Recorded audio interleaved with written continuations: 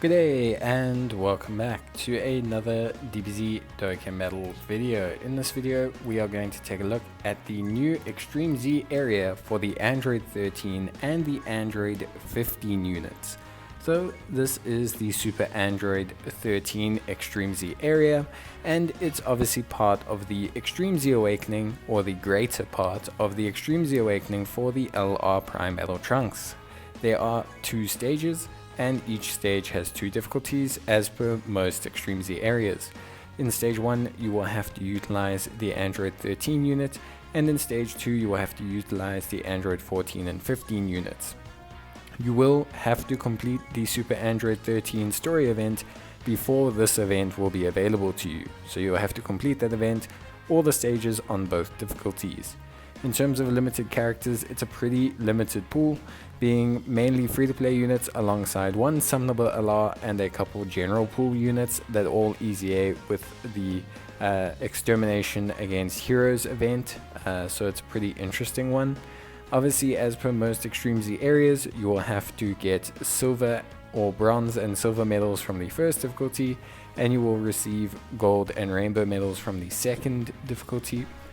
As with most of the Extreme Z areas, they get some pretty nice revamps through the Extreme Z areas, which we'll take a look at separately in review videos, but you will need these guys for the Prime Battle Trunks Extreme Z area, so I highly suggest that you get round to getting it done. Now, of course, as with always, you will need to farm these units. So the Androids 14 and 15 unit, they come from the Android 13 event, the Super Android 13 event, and they'll drop from stage 1 of this event. This is the same event you need to complete on all difficulties so that you can activate the Extreme Z area. The Android 13 you will receive from the Bubba shop. You need to use medals, and you can buy you can use treasure gems, and you can buy him for 300 treasure gems. You will need to get a couple copies of him.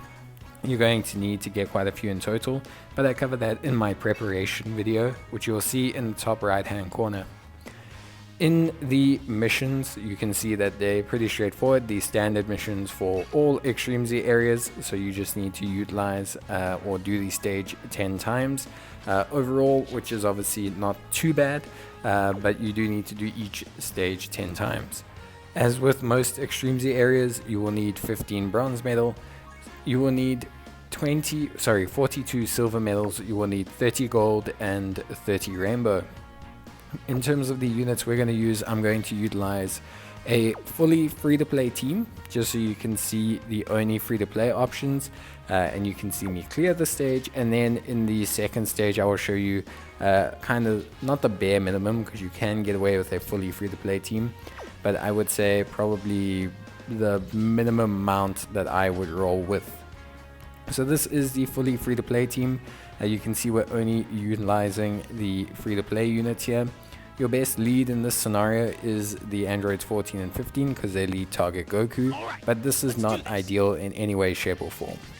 Trunks and Vegeta do not fall under your lead, so you're immediately very hindered there, and you have two Cybermen units that you are going to be utilizing, which is going to severely impact your performance overall. So I don't suggest this build in any way, shape or form. This is just the absolute bare minimum that one can get away with to complete the stage. I don't suggest it, it's not good. It's going to take a lot of damage, as you can see. So I just really don't advise going about it this way. Like, as you can see, I'm taking a lot of damage, and you're very reliant on your free-to-play units critting and doing a lot of work themselves, which is fine, because it definitely can happen, but it just feels like an unnecessary amount of pain to go through. Your best bet is going to be to take someone like the AGL Goku, the Tech Vegeta, the physical Piccolo, that are all linked there, that are all from the Hero Extermination event Extreme Z area. And your best bet's going to be to EZA one of those first, as they are 40% all type leads, and that's going to realistically cover your team, and then you'll be okay. Otherwise, what I suggest that you instead roll with the fully free-to-play team, but you basically awaken Android 14 and 15 first to get the increased leader skill of 77%, and then you just basically pray. You pray and you just do your very best. It'll take you a couple tries, but it should still work. If you're fortunate enough to have the LR or something like that, then that is great, and that's really going to help you out. But yeah, the fully free-to-play team is viable. I did beat the first difficulty with it. The second difficulty, you can do it, but it's just not, like, I wouldn't advise it. It's really not advisable. Unless obviously you don't have a single one of the other summonable options, then of course it is the only hope that you have. In that case, like I say, start with Android 14 and 15, fully awaken them to level 130, then proceed with doing Android 13, and then obviously just continue in that way.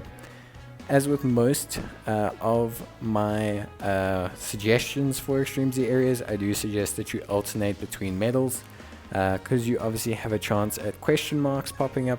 I do suggest that you alternate between the medals, so you only grab silver if you need, and then you grab bronze, for example, and then vice versa. The reason being is if you pick up a question mark and you've only been picking up bronzes, and then the very first time you try for silvers you pick up a question mark, chances are it's got a 50-50 chance of being a bronze, which is always a problem. But if you alternate, then chances are you won't end up with surplus medals. It'll just help fill up your quota. So as you can see here, we've changed up the team and we've used just the 40% all-type lead Vegeta.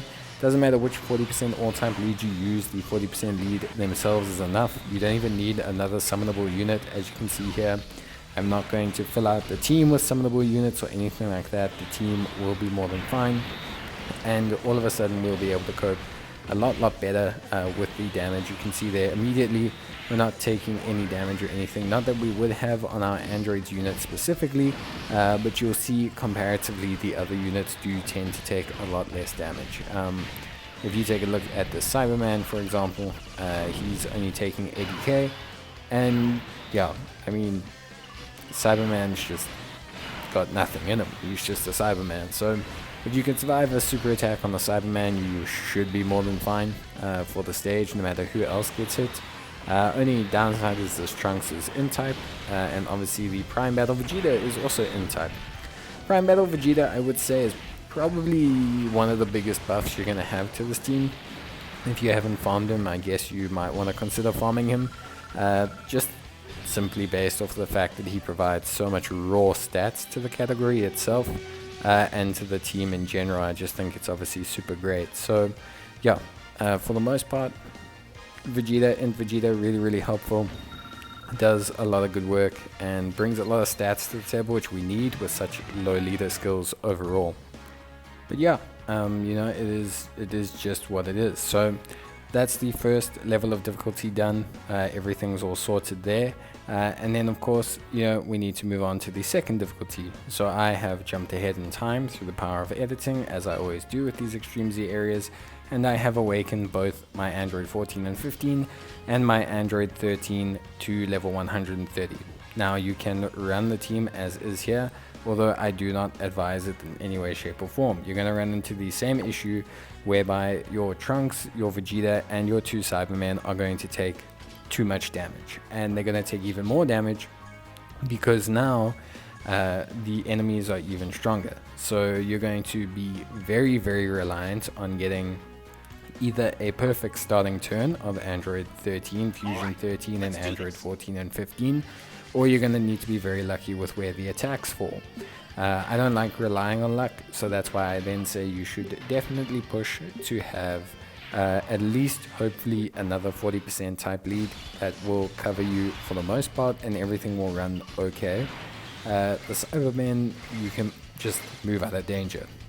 So yeah, that's kind of what we're doing here. We're just basically moving the Cyberman to and from where he's in the most danger, and we're essentially just, you know, managing our team load from there. We're just essentially, you know, seeing who we can manage, who can do damage, etc. So yeah, it's pretty much the same as the first bit, and then you just have to obviously beat him from there. For me, if I'm honest, wasn't too bad.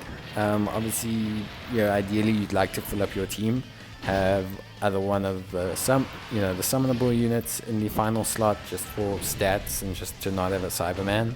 The health would also help a lot. If you are struggling, health equipment's gonna help like big time. Just because with having a Cyberman or possibly 2 Cybermen, if you're running certain teams, having that extra health can really help you out, because you're actually just missing pure raw stats at that stage. So if slapping on some health equipment, some defense equipment, some crit, etc., whatever equipment you can spare to the team will help you out a lot.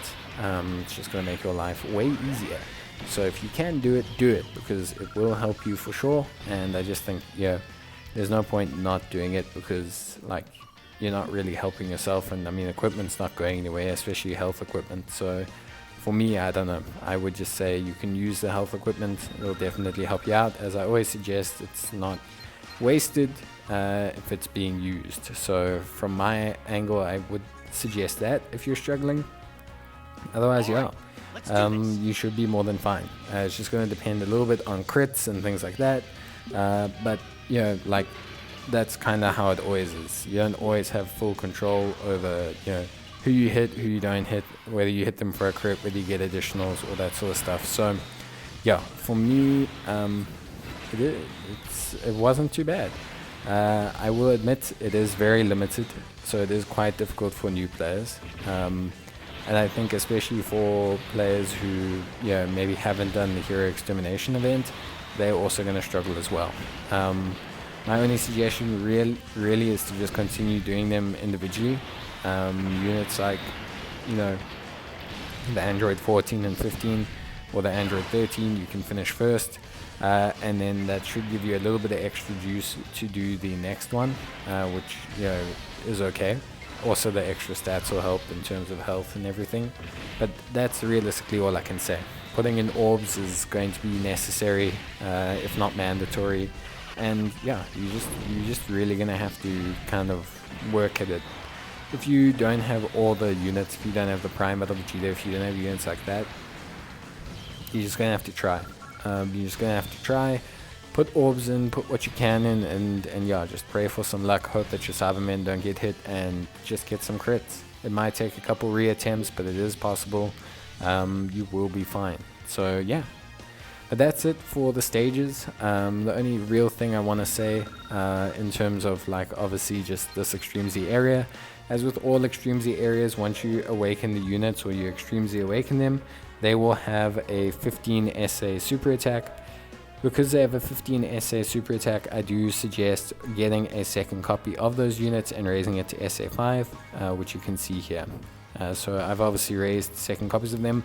Once I've Easy Aid that I'll Dokkan awaken these ones, and then I shall train them into them to raise their Easy Aid versions to 15 SA. But that is pretty much it. So as always guys, thank you so much for watching the video. Leave a like if you enjoyed it, or leave a comment and I'll try and get back to you. But as always, take care, stay safe, and I'll see you in the next video. Until then, bye.